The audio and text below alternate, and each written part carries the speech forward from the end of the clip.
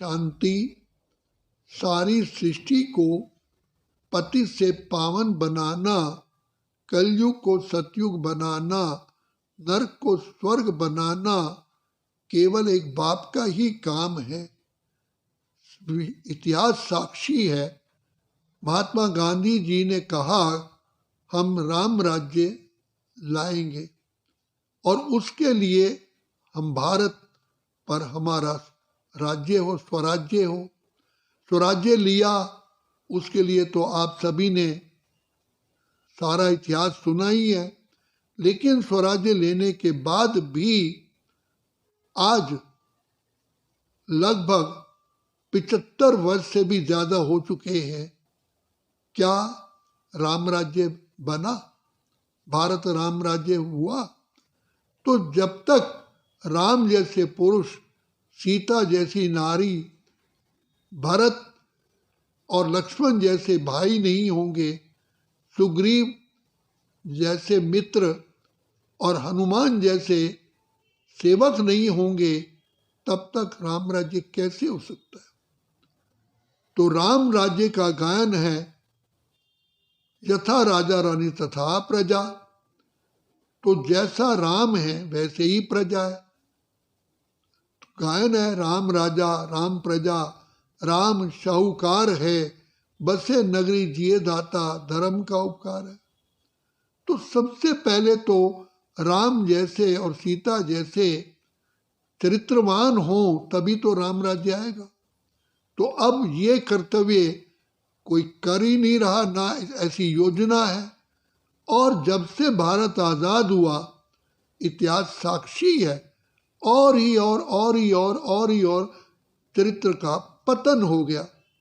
भारत में पहले बहुत शिष्टाचार था, अब तो टोटली भ्रष्टाचार हो गया।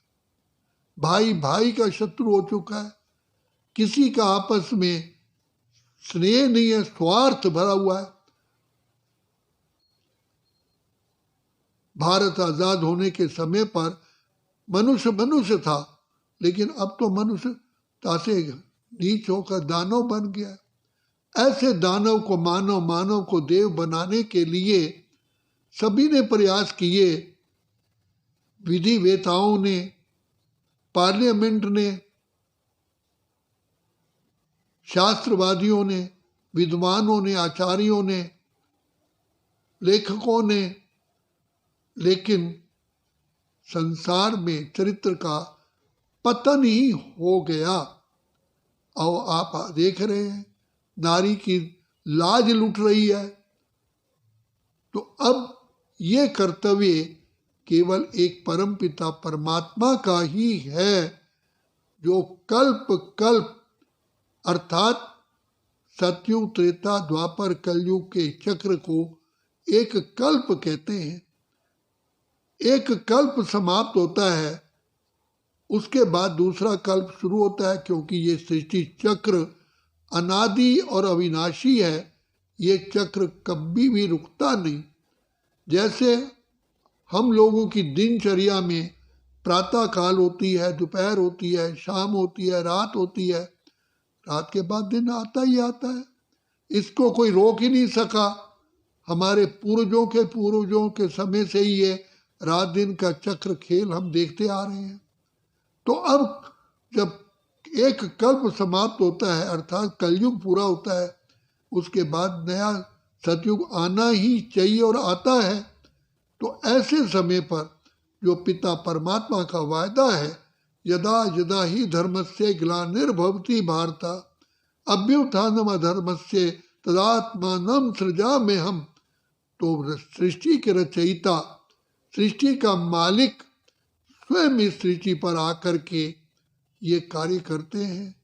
तो ये कार्य करने के लिए जो पिता परमात्मा देह से न्यारे हैं, जन्म मरण से न्यारे हैं, अजन्मा, अकर्ता, अभोक्ता है, उनको भी ज्ञान देने के लिए, समझ देने के लिए इस सृष्टि पर आना पड़ता है।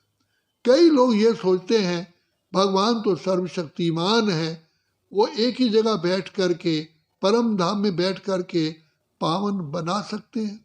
तो पिता परमात्मा का कहना है अगर ऐसा होता तो ये सृष्टि नरक बनती ही ना।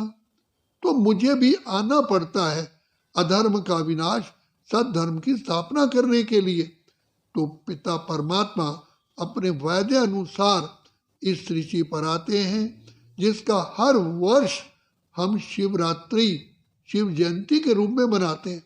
शिव जयंती को शिवरात्रि इसलिए तो कहा जाता है कि जब संसार के अंदर अज्ञानता का अंधकार होता है और मनुष्य आत्माएं अपने आप को नहीं पहचानते, बाप को नहीं पहचानते, घर को नहीं पहचानते और ही 5 विकारों के वशीभूत होकर के आत्मा, प्योर जो आत्मा थी बिल्कुल इम्प्योर तमो प्रधान हो जाती है। तो पिता परमात्मा आकर के हमको सहज मार्ग बताते हैं, सहज ज्ञान और सहज राजयोग की शिक्षा दे करके हमें पावन बना करके, हमारे श्रेष्ठ चरित्र बना करके श्रेष्ठाचारी दुनिया बनाते हैं। जैसे जोत से जोत जलती है तभी तो दिवाली के दिन दीप माला कहते हैं। तो इसी प्रकार परमपिता परमात्मा हम सभी आत्माओं को एक वृद्ध तन में प्रवेश करके उसका नाम प्रजापिता ब्रह्मा रखते हैं। तो प्रजापिता ब्रह्मा के द्वारा नई दुनिया को बनाने के लिए पिता परमात्मा बच्चों को गोद लेते हैं और वो ब्राह्मण कहलाते हैं। ब्राह्मण ही नई दुनिया की लाने के निमित्त बनते हैं। इसलिए कहा जाता है ब्राह्मण देवी देवता है नमः, दोनों को नमस्कार करते हैं। तो लेकिन कौन से ब्राह्मण? जो स्वयं परमपिता परमात्मा शिव ब्रह्मा तन में प्रवेश करके ब्राह्मणों की रचना रचते हैं, वही ब्राह्मण त्रिनेत्री त्रिकालदर्शी मास्टर सर्वशक्तिवान बन करके पिता परमात्मा की श्रीमत के अनुसार ही अपनी जीवन को श्रेष्ठ बना करके एक उदाहरण रखते हैं।